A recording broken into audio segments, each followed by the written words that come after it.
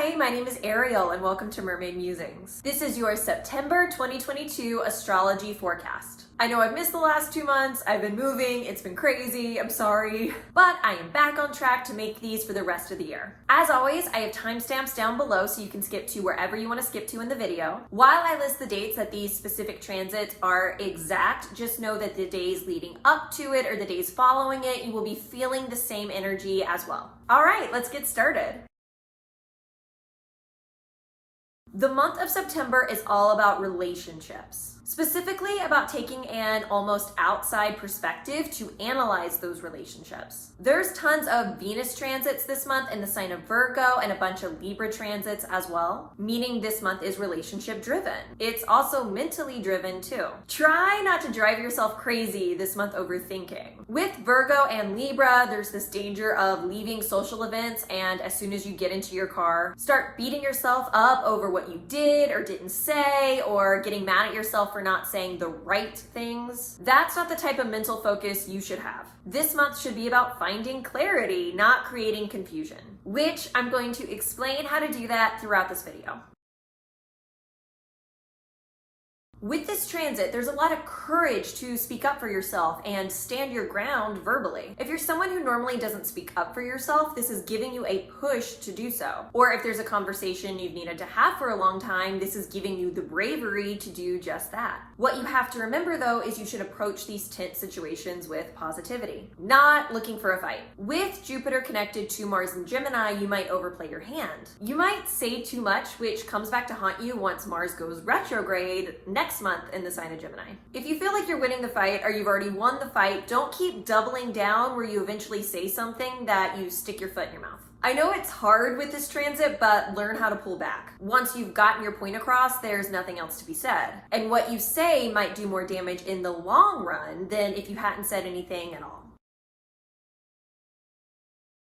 Once again, be careful what you say. Try to lean into Libra's love of diplomacy because that's really going to help you out here. This transit can be frustrated because you feel like you say the right thing and then immediately that's followed up by you saying the wrong thing. Conversations in general can feel like they have sudden starts and stops. The conversation's going great and then there's dead air where you have no idea what to say next. When this happens, put the focus of the conversation on the other person instead of on yourself. Ask people questions instead of trying to wow them with how interesting you are, make them feel interesting. Also, be careful not to overcommit to things. Don't say yes when you really want to say no, because when the time comes to follow through, you might not, which causes a bigger problem than if you had just said no in the first place. Even if you want to say yes, think it through before you commit, because you might have too much on your plate to follow through, or maybe you double book yourself without realizing it. Don't commit to something and then have to back out because you didn't think it through. Venus, the planet of love and beauty, is entering the sign of Virgo, which is all about details, organization, and acts of service. You're going to want to approach your relationships in a more matter-of-fact way. This is about living less in the emotional and more in the logical. It's a great time for communication, for bonding through shared ideas. For example, watch a movie with your friend and then go get drinks after where you can both share your thoughts on the film. Those are the types of bonding activities you want to do with people during this time. Venus in Virgo is also about showing love through acts of service. It's the little things that often go overlooked where Virgo shines. If you're not someone who normally does the dishes, get in there and do the dishes. Do your partner's laundry for them. This time is less about showing love through romance and more about showing love through intellectual understanding and doing those not so fun tasks to take care of your partner. If you're a creative person, this is a great time to look at the art you've already created. You can figure out how to fix problems or notice details that need adjusting that you didn't see before. This is a great time to edit your art. If you're not an artist but enjoy art, this is a great time to read a book or immerse yourself in some type of art that makes you think. Watch that movie you've been waiting to watch because it's long and you know you have to actually pay attention during it.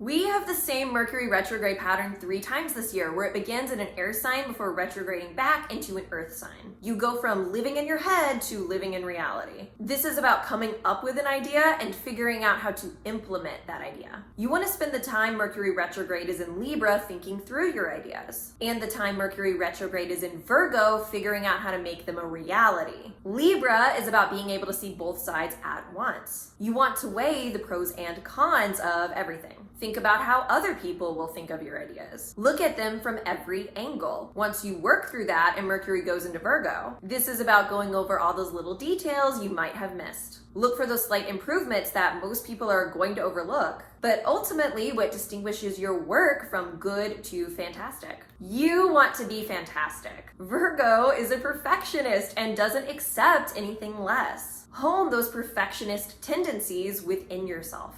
This is the last of the 3 retrogrades that move from air into earth signs, meaning this is your last opportunity for a while to use this type of energy. You get to have these ideas that you could only have with your head up in the clouds, but ground them in reality. Having this type of Mercury retrograde is the only time you have this opportunity to do this, because normally Mercury moves from air into water signs. Don't waste this chance, fully embrace it. I love Pisces full moons. Personally, when the moon is in Pisces, those are some of my favorite days. The full moon amps up that already fantastic energy. The Pisces full moon this year is cranking up chaos because 4 of the aspects to the full moon are chaotic. Which again, I love. As an Aquarius sun, Gemini moon, chaos is fun for me. However, if you're someone who chaos is uncomfortable for you, you might not have such a great time. You have to embrace the chaos, have fun in the chaos in order to fully utilize the potential of this full moon. First off, we have a conjunction to Neptune and Pisces. In a way, this makes this full moon pure Pisces energy, as Neptune is Pisces' planetary ruler. This makes for confusing emotions where you don't logically understand why you're feeling the way you're feeling. That's because you can't logically understand it, you just have to feel it. It's sometimes hard to get out of our heads and be in our hearts, but that's exactly what this Pisces full moon is calling you to do. You don't always have to understand everything that's happening. It's okay to live in uncertainty and doubt. People who are certain all the time usually turn out to be idiots. The inability to ask questions and look outside of themselves leaves them lacking in wisdom. This full moon in Pisces wants to open up your mind to that wisdom. The second chaos-driven aspect is the sextile to Uranus and Taurus. Uranus is the planet that loves crazy. You're probably going to be feeling a bit emotionally off balance. Your emotions will feel like they're constantly fluctuating from one emotion to another, like you have no control over them because you don't. This full moon is asking you to release control and embrace whatever happens. Don't be afraid of unexpected changes. Often those changes wind up working to our betterment, even if it feels uncomfortable in the present moment. You have to learn how to deal with that feeling of uncomfortability if you want to move forward into a better future. The last chaotic aspect is a square to Mars and Gemini. It's taking 2 of the most chaotic signs and putting tension between them. With this energy, it can feel like both signs are trying to out crazy one another. There's a lot of indecisiveness about how to emotionally move forward. Either you don't move forward at all, or it feels like with every step you're making huge mistakes. There could be anger directed at yourself about your own feelings, especially if you feel like you're not supposed to be feeling a certain way. You get mad at yourself for having a perfectly normal emotional reaction. When you get mad at yourself, that emotion you were angry about having in the first place persists. It hangs on tighter to your heart. That's why you have to allow yourself to go through all your emotions and not tense up at the ones you don't like. Don't fight your emotions, embrace them. Gemini here is ultimately giving you the skill to figure out why you feel the way you do. The answers will come to you later on, and they will come to you more easily, rather than you trying to force an answer now. The overall lesson of this full moon in Pisces is to just let go. Submerge yourself in your depths and allow the current to drift you to where your soul ultimately desires to go. Your heart knows your desires and your best path more than control of your mind ever will. Following the lessons of the full moon, we have a transit that wants to make us more open-minded. It wants us to think, but think outside the box. Ideas that you normally wouldn't follow are going to be your best ideas during this time. Don't talk yourself out of your genius in order to follow ideas that feel safe and normal or that other people expect from you. It's only through pushing yourself, from trusting your thoughts, that you can allow your soul to grow. Trees don't worry about which direction they're growing in. You can't always control growth within yourself. What you can do is make the choice of expansion, even if it's scary and you don't know exactly where you'll wind up. Around this time, you might be experiencing some relationship difficulties. It feels like what you do and what the people you care about do are not on the same page, and you're confused about why that is. Whatever you do, try to avoid verbal confrontation, because whatever you say, it's not going to come out right. Likewise, the person you're fighting with is also not going to pick the best choice of words, which winds up leaving both of you emotionally upset and confused. Try to remain calm. If you're forced to have a fight, pick your words carefully. Think through what you're going to say before you say it. If it seems like you're not on the same page, instead of pushing forward, take a pause. Clarify what both of you are talking about. That way the fight doesn't become one big miscommunication that could have been completely avoided if you had allowed yourself to take a breath and think clearly. This is the second time this month Mercury in Libra is opposite Jupiter in Aries, as Mercury is retrograding backwards. All the lessons I talked about you experiencing on September 2nd, you'll be experiencing those same lessons again, this time with more clarity about your current situation. You want to pay attention to similar themes popping up for you, because those are the areas you want to be focusing on. We also have the Sun in Virgo trine Pluto in Capricorn, which is helping to bring depth to that clarity. Going deeper can be scary. Don't run away from it. This depth comes easily because it's a trine, so don't fight it. With the mental acuity of Virgo, this is about deeper mental exploration and investigation. You want to have a full understanding of the topic that grabs your interest. I think this would be a great time to watch a documentary about a subject that's more depressing. It's hard to look at all the facts on sad topics, but you have the emotional bandwidth to handle it during this time. Or once again, read a book that's ultimately going to make you feel a full range of emotions. Allow yourself to get in touch with the parts of you that can handle that type of mental strain. This is about trying something new that brings you joy, that brings beauty into your life you haven't experienced before. Again, I'm going to recommend reading a book that's not the type of genre you usually go for. Watch a movie you normally wouldn't watch. Don't be afraid to experience something weird, and try to experience it without judgment, which I know can be hard for Virgo. Sorry, Virgos, but it's true. Oh, sorry. This doesn't mean you can't look at it with a critical eye. This is Virgo after all. It's fun for this sign to pay attention to all the details, but try to look for the details that make something special and unique instead of looking to critique. This Sun conjunct Mercury in Libra transit is special because Mercury is also retrograde in Libra. Normally this transit would be more outwardly focused, but this time it should be more inwardly focused. This should be examining your relationships, not only to other people, but to yourself. Where is there room for improvements in your relationships? What's already working that you don't want to mess with? You should come up with answers to these questions during this period of time. This is also about getting yourself in touch with your own heart, about figuring out who you really are and what you really want, especially when it comes to your relationships with other people.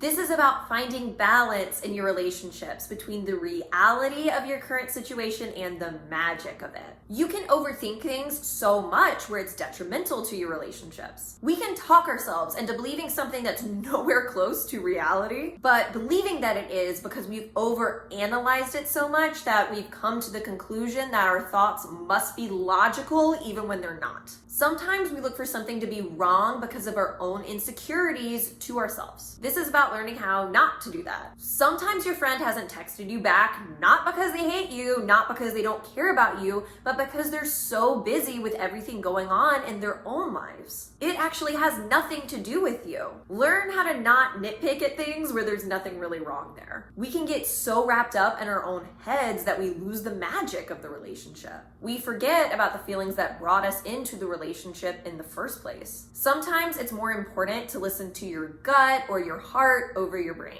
because your brain can play sneaky tricks on you. This transit is trying to remind you of that. Libra new moons in general tend to be relationship focused. They are about setting new goals or intentions when it comes to relationships. Sometimes it can even be meeting new people. This new moon is especially relationship focused because it's connecting us to Mercury retrograde in Libra. Because of that retrograde, this new moon is especially focused on your already currently existing relationships. Where do those relationships need a little bit of a touch up? If you have a group of friends where you haven't had quality time together in a while, reach out to them. Find a day where you're all free. Ask them if they maybe want to do a weekend getaway. If there's a conversation you've been needing to have for a long time, I wouldn't do it on this day, but maybe schedule a time after Mercury retrograde is over to have that conversation. Or maybe start getting your thoughts together. Start writing down everything you need to talk about, so that way when the time comes, you know what you want to say and what information you want to cover. If you're in a long-term romantic relationship, try to find ways to make it feel new and exciting again. Go out for a romantic dinner, plan to do some type of activity you've never done together before. There also is an opposition to Jupiter in Aries. This is about claiming your own independence in your relationships while still being fair to other people. It's okay to sometimes need space from other people. To want to go out and do your own thing, you shouldn't feel guilty about that. As long as you're not abandoning other people or mistreating them, it's okay to be your own individual, authentic self without the approval of other people. The combination of these two transits wants us to ask ourselves deep questions when it comes to our relationships. What questions have you been afraid to ask yourself because you're scared you won't like the answers? Those are the questions you don't want to think about, but you need to think about. You're likely to uncover the answers during this time, so brace yourself for that. The good news is, with these transits being positively aspected, the answers you find might not be as scary as you thought. Often the reality is not nearly as bad as what we could have come up with in our heads, because our heads always go to the worst case scenario. It's kind of like when you watch a horror movie and the monster you came up with in your head is way scarier than when they finally reveal the monster on screen. You need to confront the monster you've created in your mind when it comes to your relationships, so you're not afraid anymore. This is just doubling down on everything I talked about for the day prior. You need to allow your mind to dive into those deep, dark places that scare you, so you can shine a light on them where those questions don't seem so scary anymore. Once again, be careful what you say on this day. Choose your words wisely. Mars in Gemini wants to talk quickly while in conversation, but try not to do that. Slow the conversation down. Think about what you say before you say it. There can be a desire here to say something controversial just for the sake of stirring the pot, but that's not going to work for you. In fact, it's probably going to backfire on you. If someone else says something to stir the pot, don't take the bait. Don't get swept up into a conversation you didn't really want to be involved in because you couldn't help yourself. Saturn is all about control, so control your choice of words. Make sure you're thinking clearly before you speak, and if not, don't say anything at all. All right, we are ending this month once again on a relationship note. Venus in Libra loves love, it loves romance, it loves relationships of all kinds. There's definitely a huge focus on companionship. This is a great time to be social, to reach out and form connections primarily through communication. Venus in Libra loves to talk. Make sure you make social plans where you're not going to be sitting in silence. Go places together where you can talk freely. This This is about sitting down with whoever and a bottle of wine for hours where the conversation flows freely. Also, try to figure out how to make your relationships a 50-50 compromise. Libra is all about balance after all. Let's say you're dating someone. Let them pick the movie one night and then you pick the movie the next night. Finding ways where everyone feels like their opinions matter is only going to help to strengthen your relationships in the long run. All right, that's it. If you watched this video to the end, thank you so much for doing that. And please do me a big favor and be sure to like and subscribe below if you haven't already. I also have my social media accounts linked down below so you can follow me on different platforms as well. I'm most active on my TikTok, sorry YouTube. Also, I offer natal chart readings, which those are linked down below as well. Once again, thank you so much for watching this video, and I hope you have a beautiful month of September.